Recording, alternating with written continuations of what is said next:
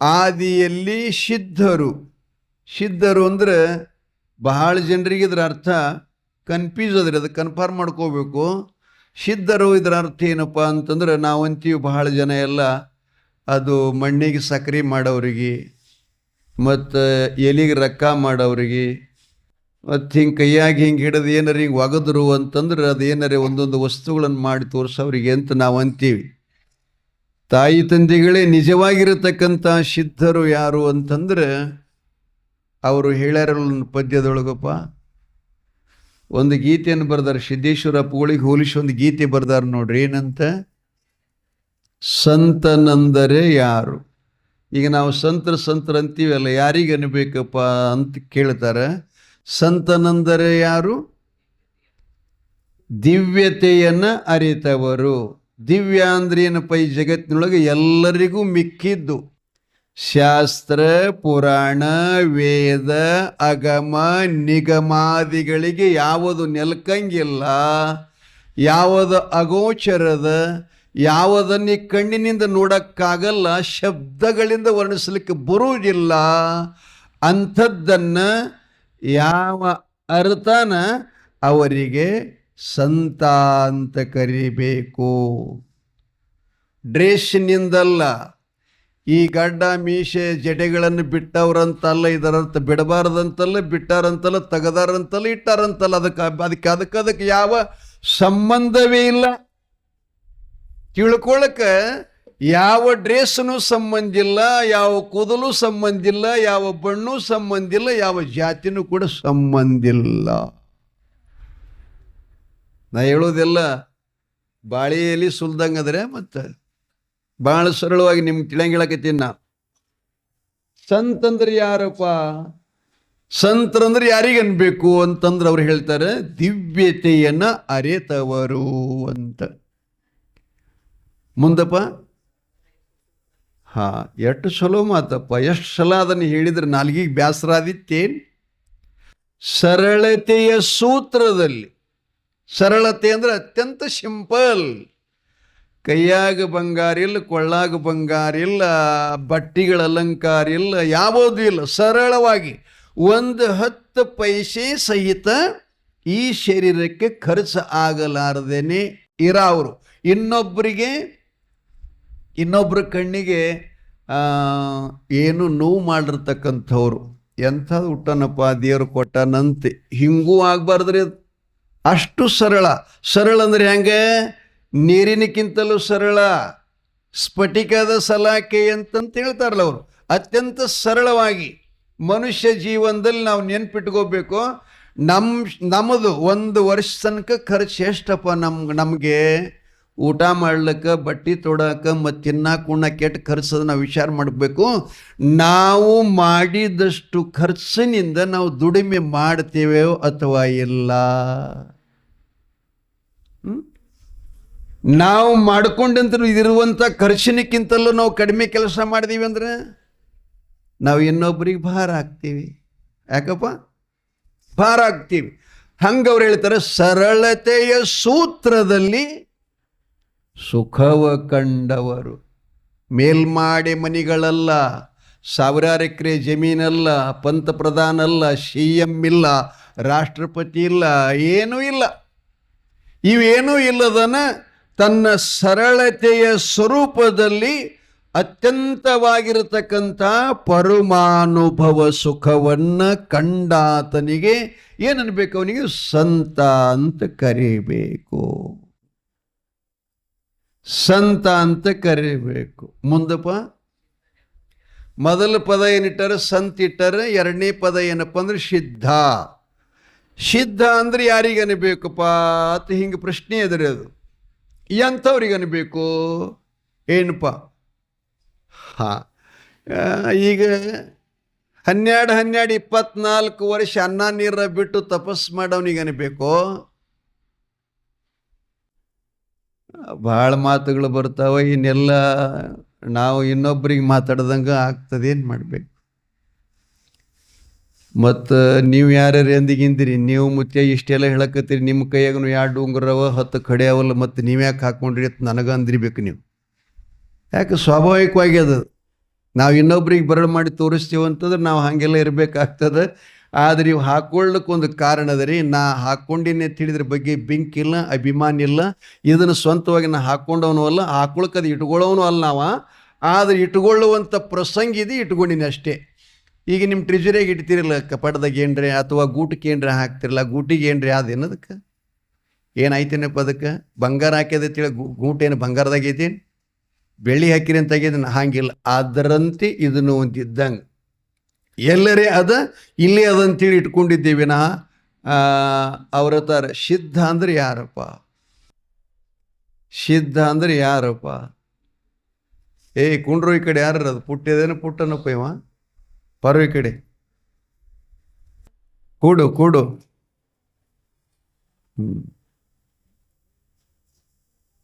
ಏನಪ್ಪ ಏನು ಹೇಳಕತ್ತಿದ್ದೇವು? ಇಲ್ಲಿ ನಾಗಲಿಂಗ ಸ್ವಾಮಿಗಳೇನಂತಾರೆ, ಆದಿಯಲ್ಲಿ ಅಂದ್ರೆ ನಾವು ನೀವು ಬರಕ್ಕಿಂತ ಮೊದಲು ಬರುವ ಮುನ್ನ ಸಿದ್ಧರಂದ್ರೆ ಯಾರಪ್ಪ? ಜಪ ತಪ ಯೋಗ ಸಾಧನ ಮಾಡಿದವ್ರಿಗೇನು ಬೇಕಾ? ಅವ್ರು ಹೇಳ್ತಾರೆ ಭಾಳ ಸರಳವಾಗಿ ಭಾಳ ಸುಂದರವಾಗಿ ಏನಂತ ನಾವು ಸಿದ್ಧ ಪದ ಯಾರಿಗೇನೆ ಬೇಕಂತಂದ್ರೆ ಈ 84 ಲಕ್ಷ ಜೀವರಾಶಿಗಳ ಮನವನ್ನು ನೋಯಿಸಲಾರ್ದವ. ಕೇಳಕತ್ತೀರಿಲ್ಲ ಹೇಳೋ ಮಾತು ಕೇಳಕತ್ತೀರಿ? ಸ್ವಲ್ಪ ಗೂಣರೆ ಹಾಕ್ರಿ, ಚಪ್ಪಳರಿ ಹೊಡ್ರಿ ನೋಡೋನು. ನೀವು ಹೆಸರದಿರಿಲ್ಲ ಗೊತ್ತಾಗಲ್ಲ ನನಗೆ. ಗುಡ್ಯಾಗ ಸಿದ್ಧ ಅಂದ್ರೆ ಯಾರಪ್ಪ ಅಂದ್ರೆ ಇನ್ನೊಬ್ಬರ ಮನಸ್ಸನ್ನು ನೋಯಿಸಲಾರ್ದವ, ಇವನಿಗೆ ಸಿದ್ಧ ಅಂತ ಕರೀತಾರೆ. ಸಿದ್ಧನೆಂದರೆ ಯಾರು? ಮನವ ನೋಯಿಸದಾತ. ಮುಂದೆ ನೋಡ್ರಿ ಎಷ್ಟು ಚಲೋ ಮಾತದ. ನಾನಿನ್ನು ಅದೇ ವಿಷಯವನ್ನೇ ಪ್ರತಿಪಾದನೆ ಮಾಡೀವಿ. ಈಗ ಜೀವನದೊಳಗೆ ನೋವುಗಳು ಬರ್ತಾವಲ್ಲ, 1-2 ಅಂತ ಹಿಂಗಲ್ಲ. ಆದರೂ ಅವರೊಂದು ಕಾವ್ಯ ರಚಿಸಬೇಕಾದ್ರೆ ಅದಕ್ಕೊಂದು ಸಾಲು ಮಾಡಬೇಕಾಗ್ತದೆ. 100 ನೋಹಗಳನ್ನು ಸಹಿಸ್ಕೊಂಡು ಸದಾ ಹಸನ್ಮುಖಿಯಾಗಿ ನಗು ನಗುತ್ತಾ ಯಾವಿರ್ತಾನೆ ಅವರಿಗೆ ಸಿದ್ಧ ಅಂತ ಕರಿಬೇಕು. ಇದು ಅವರು ಇಷ್ಟು ಸುಂದರ ಮಾತನ್ನು ಹಿಡಿದಾರ. ಅಷ್ಟಿದ್ರೂ ನಮ್ಮ ತಿಳುವಳಿಕೆ ಆಗಲಿಲ್ಲ. ಅವ ಹೆಂಗತ್ತನಪ್ಪ, ಬೇಕು ಬೇಡಗಳಿಲ್ಲ. ಹೌದಲ್ಲ? ಏನಪ್ಪ? ಬೇಕು ಬ್ಯಾಡ ಅನ್ನೋದು ಅವನಲ್ಲಿಲ್ಲ. ಇನ್ನು ಕೋಪ ತಾಪಗಳು ಕೂಡ ಇಲ್ಲ. ಕೋಪ ತಾಪ ಯಾಕಾಗ್ತಾವೆ ಅಂದ್ರೆ, ಈಗ ನಾ ಬರ್ತೀನಿಪ್ಪ ನಿಮ್ಮ ಬಳಕ 30 ವರ್ಷ ಬರ್ತೀನಿ ಅಂದ ಕೂಡಲೇ ನನಗೆ ಸ್ವಲ್ಪ ಮರ್ಯಾದೆ ಮಾಡಿದ್ರಿ ಅಂದ್ರೆ ಹೀಗಾಗ್ತದೆ, ಸ್ವಲ್ಪ ನನಗೆ ಅಲಕ್ಷ್ಯ ಮಾಡಿದ್ರಿ ಅಂದ್ರೆ ನಮಗೆ ದುಃಖ ಆಗ್ತದೆ, ನೋವು ಆಗ್ತಿರ್ತದೆ. ಏನಪ್ಪ ನಾನು ಹಿಡ್ಕೊಂಡು ಹೇಳ್ತೀನಿ ನಾನು, ಸಂಗೊಳ್ಳಿ ಮುತ್ಯ ಭಾಳ ದಿವಸ ಐತೆ ನಮ್ಮ ಊರಿಗೆ ಬರ್ತಾನಪ್ಪ, ಅವ್ರಿಗೆ ಹೆಚ್ಚಿನ ಕಿಮ್ಮತ್ತು ಕೊಡ್ಬೇಕಂತ ಜನರು ಅಂದ್ರಿ ಅಂದ್ರೆ ನನಗೆ ಮತ್ತೆ ಬಾದ್ಮಿಗೆ ಬರ್ಬೇಕಂತ ಅನಿಸ್ತಿರ್ತದೆ. ಬಿಡೋ ಮಾರ ಅವೇನು ಯಾವತ್ತು ಬಂದವನು ಹಳೆಯವನಂದ್ರಿ ಅಂದ್ರೆ ಮನುಷ್ಯಗೆ ನೋವಾಗ್ತದೆ. ಇಲ್ಲಿ ಹೇಳು ತಾತ್ಪರ್ಯ ಅಂದ್ರೇನು, ನೀವು ಹೊಗಳಿದಾಗ ಆನಂದ ಆಗ್ತಿತ್ತು, ನೀವು ತೆಗಳಿದಾಗ ನನಗೆ ದುಃಖ ಆಗ್ತಿತ್ತು ಅಂದ್ರೆ ನಾ ಇನ್ನು ಸಿದ್ಧರ ಸಾಲಿಗೆ ಬಂದಿಲ್ಲ ಅಂತ ತಿಳ್ಕೋಬೇಕಷ್ಟೇ. ಇದರಾಗೇನು ದೊಡ್ಡ ಮಾತದು, ತಿಳ್ಕೋಬೇಕಷ್ಟೇ. ಏನಪ್ಪ? ಬೇಕು ಬೇಡಗಳಿಲ್ಲ, ಕೋಪತಾಪಗಳಿಲ್ಲ. ಮುಂದಪ್ಪ ಹುಷಿ ಮಾತು ಮೊದಲಿಲ್ಲ. ಹುಷಿ ಅಂದ್ರೆ ಸುಳ್ಳ. ಇಡೀ ತನ್ನ ಜೀವನ ತುಂಬಿಲ್ಲ ಪುಟಗಳನ್ನು ತೆಗೆದು ನೋಡಿದ್ರು ಕೂಡ ಒಂದು ಪುಟದಲ್ಲಿಯೂ ಸಹಿತ ಸುಳ್ಳನ್ನು ಹೇಳಲಾರದೆ ಬದುಕವ ಯಾರು? ಅವರು ಮಾತ್ರ ಸಂತರು ಸಿದ್ಧರು ಅಂತ ಕರಿಬೇಕೇ ವಿನಃ ಅವ್ರು ಹೇಳ್ತಾರೆ ಕೋಟಿಗೊಬ್ಬ ಶರಣ ಸಾವಿರಕ್ಕೊಬ್ಬ ಭಕ್ತ. ಕಲಬುರಗಿ ಶರಣಬಸವೇಶ್ವರ ಪುರಾಣದಲ್ಲಿ ಬರುತ್ತದೆ. ನಾವೆಲ್ಲ ಕಲಬುರಗಿ ಶರಣಬಸವೇಶ್ವರ ವಿಭಾಗದವರ, ಅವನ ಪೋಳ್ಯಾಗಿದ್ದವ್ರ. ಮತ್ತು ದೇವಸ್ಥಾನಗಳು ಕೂಡ ನಮ್ಮ ಜಿಲ್ಲಾದಾಗ ರಗಡದಾವ, ಪುರಾಣ ಕೂಡ ನಡೀತದೆ. ಆದರೆ ಶರಣ ಬಸಪ್ಪನ ಪುರಾಣ ಕೇಳಿ ಅಣ್ಣತಮ್ಮರು ಬದುಕಬೇಕು ಹ್ಯಾಂಗ ಅನ್ನೋದಿನ ಯಾರು ಕಲ್ತೇ ಇಲ್ಲ. ಯಾರು ಕಲ್ತಾರಪ್ಪ? ಎಷ್ಟು ಬಾಗಿಲಾಗ್ಯಾವ ಮನ್ಯಾಗ ಗೊತ್ತೇನು? ಎಷ್ಟು ಬಾಗಿಲಾಗ್ಯಾವ ಸ್ವಾಮಿಗಳ? ಎದ್ರ ಕಾಲಾಗಪ್ಪ ಇದು? ಬದುಕುವುದನ್ನು ಶರಣನ ಪುರಾಣ ಹೇಳ್ತೀವಿ ನಾವು. ಏನಂತ ತಮ್ಮ ಬೇಡಿದ್ದೆಲ್ಲ ಕೊಟ್ಟ, ಹಳೆ ಎತ್ತುಗಳು ತಗೊಂಡ, ಕರ್ಕಿ ಹತ್ತದ ಹೊಲ ತಗೊಂಡ, ಆದ್ರೆ ಚಲೋ ಹೊಲ ತೊಗೊಂಡು ಅವನ ಹೆಸರು ಭೂಮಿ ಮ್ಯಾಗ ಉಳಿಲಿಲ್ಲ. ಏನು ಹಂಸಪಾಲ ದೈವ ಕೊಟ್ಟಿತ್ತು ನೋಡ್ರಿ, ಅವ್ರ ಆಕಾಂಕ್ಷೆ ಏನಿತ್ತು ಅದನ್ನು ಕೊಟ್ಟಿದ್ದಾನ, ತೊಗೊಂಡಾನ. ಯಾರು ಶ್ರೀಮಂತರಾದ್ರ ಜಗತ್ನಾಗ? ಯಪ್ಪ ಎಟ್ಟು ಗಾಬರಿಯಾಗಿ ಕೇಳ್ಕೊತಿದ್ದೀನಿ, ಹೊಸದೇನು ನಿನಗಿದು? ಹೇಳ್ಕೋಬೇಕು ಶಿವನದೊಳಗೆ. ವಿಷಯ ಏನಪ್ಪ? ಆದಿಯಲ್ಲಿ ಸಿದ್ಧರು ಹೋದ ಮಾರ್ಗವ ತೋರಿ ಕೊನೆಗಂತನ ಪಲ್ಲವಿದೊಳಗೆ ಭೇದವ ಬಿಡಿಸಿದ. ನನ್ನಲ್ಲಿರುವಂಥ ಭೇದಿತ್ತು, ಅಣ್ಣ ತಮ್ಮ ಅತ್ತಿಗೆ ಅಮ್ಮ ಅವ್ರು ಇವ್ರು ಅಂತಕ್ಕಂಥ ಭೇದಿತ್ತಲ್ಲ, ಈಗ ಅದನ್ನೆಲ್ಲ ಕೆಡಿಸ್ಯಾನ. ನನ್ನ ಕಣ್ಣಾಗ ಎಲ್ಲರೂ ಹ್ಯಾಂಗೆ ಕಾಣಿಸ್ಲಿಕ್ಕತ್ತಾರಂದ್ರೆ ಎಲ್ಲರೂ ಒಂದೇ ಅದಾರ ಅನ್ನುವಂಥ ಭಾವನೆ. ಬೇರೆ ಬೇರೆ ಮತ್ತೆ ಏನೋ ಪದ್ಯದಲ್ಲಪ್ಪ ನಿಮ್ಮ ಭಜನೆಯಾಗ, ಬೇರೆ ಬೇರೆ ಭಾವಿಸಿ ನಿಜ ಬ್ರಹ್ಮಜ್ಞಾನ ಇಲ್ಲದಮಗೆ ತೋರದಯ್ಯ ಸುಖ ತೋರದಯ್ಯ. ಎಂಥ ವಾಕ್ಯಗಳಪ್ಪ! ಕಣ್ಣಾಗ ನಮಗೆಲ್ಲ ಭೇದ ಕಾಣಿಸ್ತಂದ್ರೆ ಸುಖ ಇಲ್ಲ, ಒಂದು ಕಾಣಿಸ್ತಂದ್ರೆ ಸುಖ ಅದ. ನಾಗಲಿಂಗ ಸ್ವಾಮಿಗಳು ಅದನ್ನು ಹೇಳಕತ್ತಾನೆ, ಏನಂತ?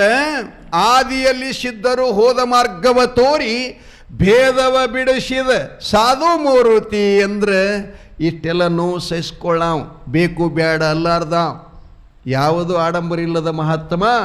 ಅವ ಹೇಳ್ತಾನೆ, ಭೇದ ಬಿಡಿಸಿ ನನಗೆಲ್ಲ ಒಂದೇ ಅದಂತೇಳಿ ತಿಳ್ಕೊಂಡು ತೋರಿಸ್ಕೊಟ್ಟಾತ ಸದ್ಗುರು ದೇವರಲ್ಲೇನು. ಮತ್ತು ಅವ ಹೆಂಗೆ ಬಂದನು ಗೊತ್ತೇನು?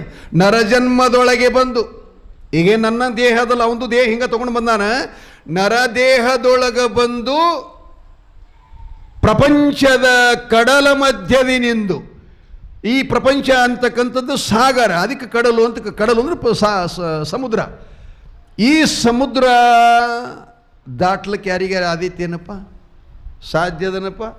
ಅದರ ಅಂತಪಾರನೆ ಗೊತ್ತಿಲ್ಲಲ್ಲ. ಒಂದು ಪಟ್ಟು ಭೂಮಿ ಇದ್ರೆ 100 ಪಟ್ಟು 3 ಪಟ್ಟು ನೀರದು ಇದಕ್ಕೆಲ್ಲ. ಆ ಸಾಗರದಂಥ ಪ್ರಪಂಚ ಇದು.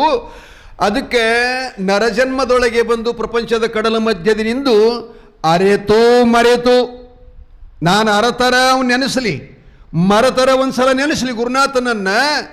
ನಾನು ಒಮ್ಮೆ ಅವನ ಸ್ಮರಣೆ ಮಾಡಿದ ಕ್ಷಣ ನನ್ನನ್ನು ಗುರುತಿಟ್ಟು, ನನಗೆ ಗುರುತಿಸಿ ಏನು ಮಾಡ್ಯಾನಪ್ಪ? ಗುರುತಿಟ್ಟು ಅವರಿಗೆ ಪರತತ್ವ ತೋರಿದ ಸದ್ಗುರುನಾಥ ದೇವರಲ್ಲೇನಪ್ಪ ಅಂತ ಕೇಳ್ದ. ನಾವು ಮುಂದೆ ಹೇಳ್ತಾನೆ ಮುಂದಿನ ಸಾಲಿನೊಳಗೆ, ಆಶಾ ಪಾಶ. ಆಶಯವೇ ನಮಗೆಲ್ಲ ಪಾಶಕ್ಕೆ ಹಾಕ್ತಕ್ಕಂಥದ್ದು, ಬಲಿಗೆ ಕೆಡುತ್ತಕ್ಕಂಥದ್ದು ಏನಪ್ಪ ಅಂದ್ರೆ ಆಶೆನೇ. ಮನುಷ್ಯನಿಗೆ ಬಂಧನಕ್ಕೆ ಹಾಕೋದು ಆಶೆನೇ, ಮನುಷ್ಯನಿಗೆ ಮೋಕ್ಷ ಪದಕೊಯ್ಯೋದು ಆಶೆನೇ. ಅದಕ್ಕೆ ಯಾವುದು ಬಂಧನ ಮಾಡುತ್ತದೆ, ಯಾವುದು ಬಿಡುಗಡೆ ಮಾಡುತ್ತದೆ, ಯಾವುದು ನಮ್ಮ ದುಃಖಕ್ಕೆ ಕಾರಣದ, ಯಾವುದು ಸುಖಕ್ಕೆ ಕಾರಣದ, ಎರಡೂ ಅರ್ಥಗಳನ್ನು ಪರಿಪೂರ್ಣವಾಗಿ ನಮಗೆ ತಿಳಿಸಿ, ಆಶಾಪಾಶವ ಬಿಡಿಸಿ, ಮನಸ್ಸಿನ ಬಹುದೋಷ, ಭಾಳ ಜನ್ಮಗಳಿಂದ ಆಗಿರತಕ್ಕಂಥ ದೋಷವನ್ನು ಕೆಡಿಸಿ, ನಮಗೇನು ಮಾಡ್ಯಾನಪ್ಪವ? ಬಹುದೋಷ ಕರ್ಮವನ್ನು ಕೆಡಿಸಿ, ಆಶಪಾಶವ ಬಿಡಿಸಿ, ಮನಸ್ಸಿನ ಬಹುದೋಷ ಕರ್ಮವು ಕೆಡಿಸಿ, ನ್ಯಾಸ ಧ್ಯಾಸದಿ. ನ್ಯಾಸ ಅಂದ್ರೆ ರಸ್ವ ದೀರ್ಘ, ಇವು ಏನು ಛಂದಸ್ಸ ಅಂತ ಕರಿತಿರ್ಲಿ ಇವೆಲ್ಲ, ಅವುಗಳನ್ನು. ಈಗ ಒಂದು ಹೆಸರು ಅದು, ಈಗ ಕರ್ಣಿಸಿದ್ದೇಶ್ವರ ಅಂತ ಒಂದು ಹೆಸರು ಅದು. ಈಗ ಆ ಹೆಸರಿಗೆ ತಕ್ಕಂತೆ ನಾವು ತಪಸ್ಸು ಮಾಡಿದೆವು ಅಂದರೆ ಆ ದೇವ್ರಿಗೆ ಕೇಳಿಸ್ತದೆ. ಬೇಡ, ಈಗ ನಮ್ಮದು ಬಸವರಾಜ ಶಾಸ್ತ್ರಿಗಳು ಅಥವಾ ಬಸವಾನಂದ, ಈಗ ಹೆಸರು ಸ್ವಲ್ಪ ಬದಲಾವೀಗ. ಮೊದಲು ಬಸು, ಆ ಬಳಿಕ ಬಸವ ರಾಜ, ನಂತರ ಸಾಧನೆಯೊಳಗೆ ತೊಡಕಿದ್ದರಿಂದ ಬಸವಾನಂದ, ಆ ಬಳಿಕ ಎಲ್ಲ ಸಾಧನೆ ಪರಿಪೂರ್ಣ ಆಗಿ ಹಿಂಗೆ ಹೋದ ಅಂದ್ರೆ ಪೂಜ್ಯ ಬಸವಾನಂದ ಸ್ವಾಮಿಗಳು ಅಂತ ಹೆಸರಾಗ್ತದೆ, ಮತ್ತೇನಿಲ್ಲ. ಹೌದಾ? ಆ ಬಳಿಕ ಅವ್ರಿಗೆ ಏನು ಹೆಸರದ ಹಾಂಗೆ ಕೂಗುದರವೋ ಅಂತೀರೇ, ಏನು ಅವ್ರ ಹೆಸರಿಲ್ಲದೆ ಹೋದರವೋ ಅಂತೀರೇ? ಮಲ್ಲಪ್ಪ, ನೀ ಗಾಡಿ ಮಲ್ಲಪ್ಪ ಅಂದ್ರೂ ಅಂತೀಯೋ, ನಂದಿನಿ ಮಲ್ಲಪ್ಪ ಅಂದ್ರೂ ಅಂತೀಯೋ? ಎರಡು ಹೆಸರದಾವ. ಹಿಂಗಿದ್ರು ಓನಿತಾನವ, ಹಂಗಿದ್ರು ಅಂತಾನೆ. ಹಾಗೆ ನ್ಯಾಸಧ್ಯಾಸದಿ ಭಗವಂತನ ನಾಮೇನದಲ್ಲ, ಅದನ್ನು ವ್ಯಾಕರಣಬದ್ಧವಾಗಿ ತತ್ವಪೂರಿತವಾಗಿ ನಮಃ ಶಿವಾಯ ಒಂದು ಮಂತ್ರ ಇದೆ, ಶ್ರೀರಾಮ್ ಅಂತ ಒಂದು ಮಂತ್ರ ಇದೆ, ಶ್ರೀಮನ್ನಾರಾಯಣ ಅಂತ ಮಂತ್ರ ಇದೆ, ಷಡಕ್ಷರಿ ಮಂತ್ರ, ಪಂಚಾಕ್ಷರಿ ಮಂತ್ರಗಳದಾವ. ಆ ಮಂತ್ರಗಳು ನಮ್ಮ ದೇಹ ಬಿಟ್ಟು ಹೊರಗಡೆ ಯಾವ ಪುಸ್ತಕದೂ ಸಹಿತ ಇಲ್ಲ. ಅದನ್ನು ನಾವು ನೋಡಿಲ್ಲ. ಪಂಚಾಕ್ಷರಿ ಮಂತ್ರ ಎಲ್ಲಿದೆಪ್ಪ? ನಮಃ ಶಿವ ಎಲ್ಲದಪ್ಪ? ನಮ್ಮೊಳಗ ಐತಿ. ನಾ ಅನ್ನುವಂಥ ಶಬ್ದ ಎಲ್ಲಿದಪ್ಪ? ಎಲ್ಲದ? ನಾವು ಸಂಡಸ್ ಮಾಡ್ತಕ್ಕಂಥ ಜಾಗನಾಗದು. ಅಲ್ಲಿ ಗಣಪತಿ ದೇವರದಾನ. ಇನ್ನು ಸಂಸಾರ ಮಾಡೋಂಥ ಜಾಗನಾಗ ನ ಮ ಶಬ್ದದ ಹೊಂಕಳ ಸ್ಥಾನದಲ್ಲಿ ನ ಮ ಶಿ ಅದ. ಈ ಹೃದಯದಲ್ಲಿ ನ ಮ ಶಿ ವಾ ಇಲ್ಲಿ ಅದ. ಕಂಠಸ್ಥಾನದಲ್ಲಿ ಏ ಶಬ್ದದ. ಇಲ್ಲಿ ದುರ್ಗಾಳ, ಇಲ್ಲಿ ಪರಮಾತ್ಮದನ.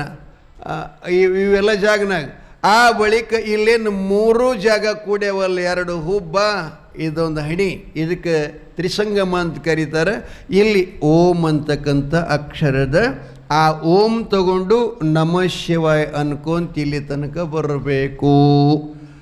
ನದಲ್ಲಿ ಒಬ್ಬ ದೇವರದಾನ, ಮದಲ್ಲಿ ಒಬ್ಬ ದೇವರದಾನ, ಶಿಯಲ್ಲಿ ದೇವರದಾನ, ವಾದಲ್ಲಿ ದೇವರದಾನ. ಇಲ್ಲಿ ಅದ. ಇಲ್ಲಿ ಕೃಪಾ ದುರ್ಗಾ ಮಾತೆದು ಯಾರಿಗೆ ಆಗ್ಯದ ಅವರಿಗೆ ಮಾತ್ರ ವಾಣಿ ಶಕ್ತಿ ಬಂದಿದೆ. ವಾಣಿ ಶಕ್ತಿ ಬಂದಿದೆ. ಎಲ್ಲವೂ ತನ್ನೋಳಿದ್ದು ಹೊರಗೆ ಹುಡುಕಾಡ್ತಾವಲ್ಲ. ಎಷ್ಟು ಬುದ್ಧಿಗೆ ಹಿಡಿಯದವಪ್ಪ, ಎಷ್ಟು ಬುದ್ಧಿಗೆ ಹಿಡಿಯದವ ಅಂತ ಬೈತಾರೆ ಅವ್ರು. ಮತ್ತೇನದ? ಯಾರಿಗರೆ ಬೇರೆ ಬೇರೆ ಮಾಡ್ಯಾನೇನು ಪರಮಾತ್ಮ? ಯಾರಿಗರೆ ಏನು ಬೇರೆ ಬೇರೆ ಕೊಟ್ಟಾನೇನು? ನಾ ಎಲ್ಲರಿಗೇನು ಇಟ್ಟನ, ಎಲ್ಲರಿಗೆ ಅದನ್ನು ಇಟ್ಟನೆ. ಹೆಣ್ಣಿನಲ್ಲಿ ಅದು ಇಟ್ಟನು, ಗಂಡಿನಲ್ಲಿ ಕೂಡ ಅದನ್ನು ಇಟ್ಟಿದ್ದಾನೆ. ಆದರೆ ನಾವು ಮಾತ್ರ ಅದರ ಪತ್ತ ಗೊತ್ತಿಲ್ಲದಕ್ಕಾಗಿ ಮಂಗಳವಾರ ಶುಕ್ರವಾರ ದೇವ್ರು ಕೇಳಕ್ಕೆ ಹೊಂಟಿದ್ದೇವೆ ಅಷ್ಟೇ, ಮತ್ತೊಂದೇನಿಲ್ಲ. ಸುಮ್ ನಿಮ್ಮ ಮಾತು ಹೇಳ್ತಿರ್ತೀನಿ ನಾನು. ಇರಲಿ.